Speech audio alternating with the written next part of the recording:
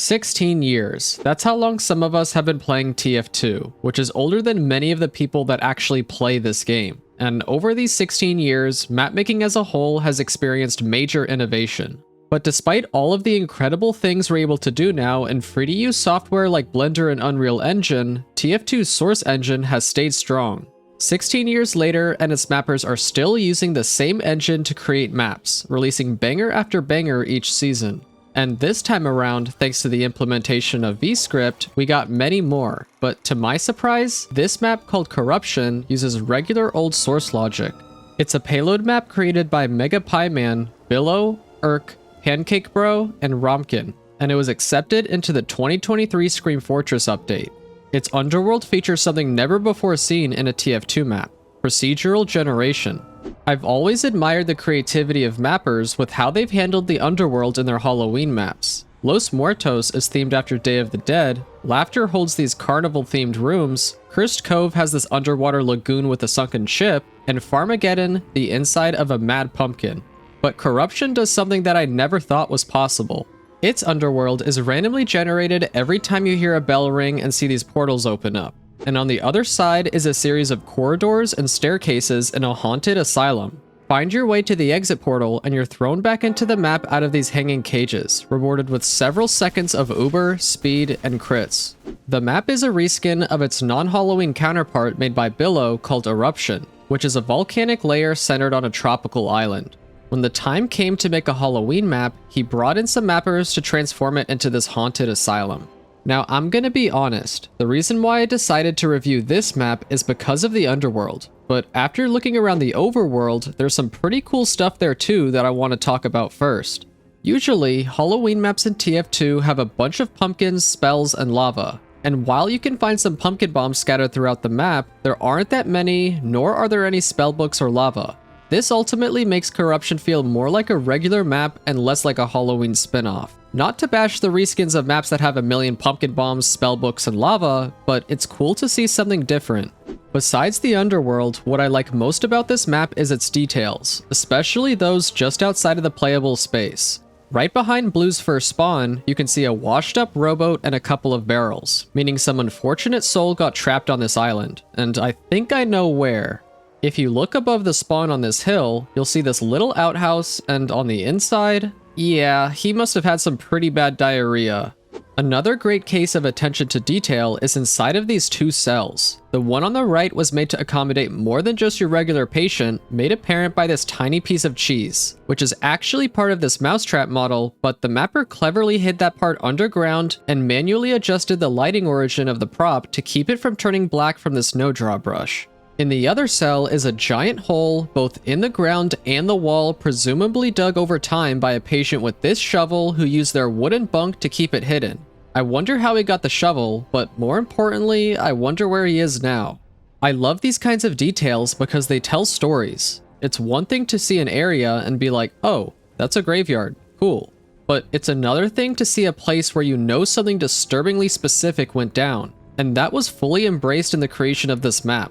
So much so that I speculate whether this video is gonna get demonetized. But not all details on the map are disturbing. Take the rain. Corruption is the only Halloween map that has it, and having worked with snow in the past, I can understand why. Instead of having a universal setting for weather like rain and snow, you have to use info particle system entities. In Corruption, these entities are configured to emit this environment rain 1 and are used to cover the area of a circle 512 units in diameter, meaning you have to place many of them spaced apart throughout the map.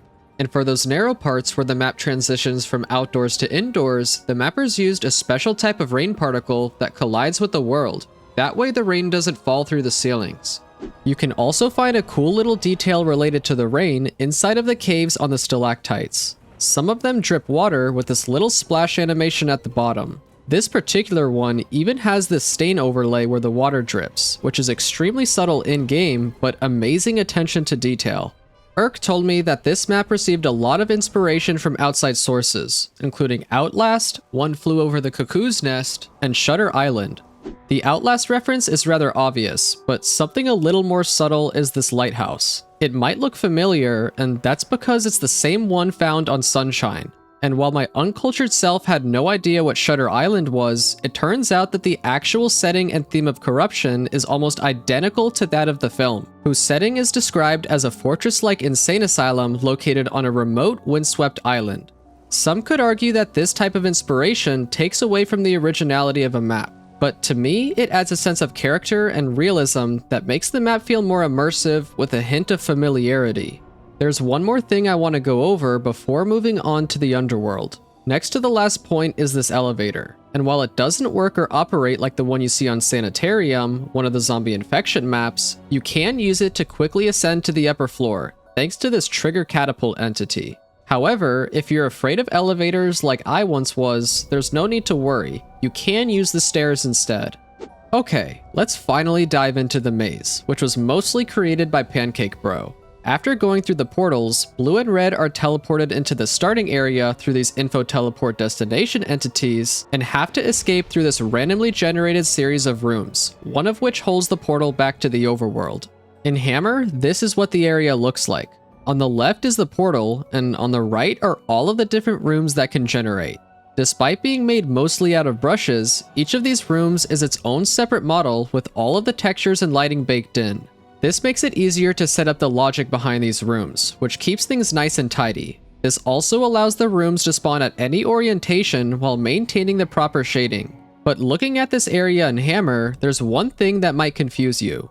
Why are there a bunch of lights scattered throughout the area?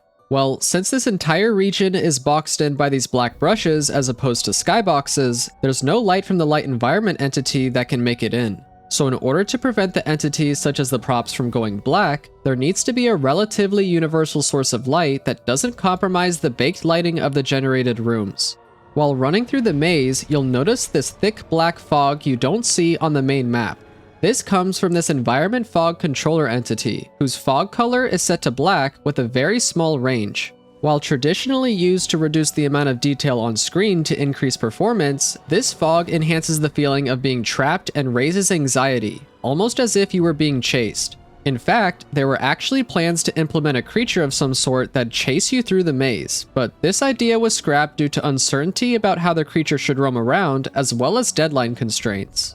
So now we know why the maze looks the way it does, but how does it generate? This is a little more complicated, but thankfully, Pancakebro gave me this simple 3-step breakdown which I'll add on to. Step 1. Spawn a random node with 3 branches outside of spawn. There are 3 such rooms, each with a point template entity that have an equal chance of getting matched up with this entity maker in the spawn room. This selection is of course random, so you'll only find one of these rooms per level. This all starts with this logic relay called Maze Start, which uses the pick random input on this logic case entity to pick one of 3 cases or rooms to teleport to this environment entity maker. Step 2 is generating the other rooms attached to this one. In this step, 2 of the 3 branches or exits are randomly assigned 2 of 3 different dead ends, and the last branch, one of these 3 staircases or connectors. This selection process also uses the same pick random and case setup as the first room. But instead of using the entity maker at the start, it uses the entity makers located at the end of the branches. This takes us to step 3, which just repeats the whole process starting from the staircase, but this time ending with a portal at the top of the newly generated staircase that takes you back to the overworld. If there was no portal, this type of generation could go on forever, which would look something like this. But the whole setup is limited to 2 node rooms or floors. It's actually a lot simpler than I initially thought, but the brilliance of it all is the execution. Pancakebro and the rest of the team not only brought this idea to fruition, but did so in a manner consistent with the map's setting.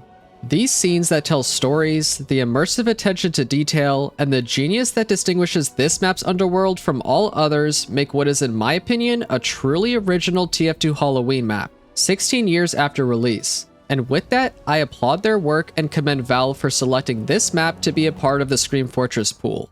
Thank you for watching. This is LED switching off.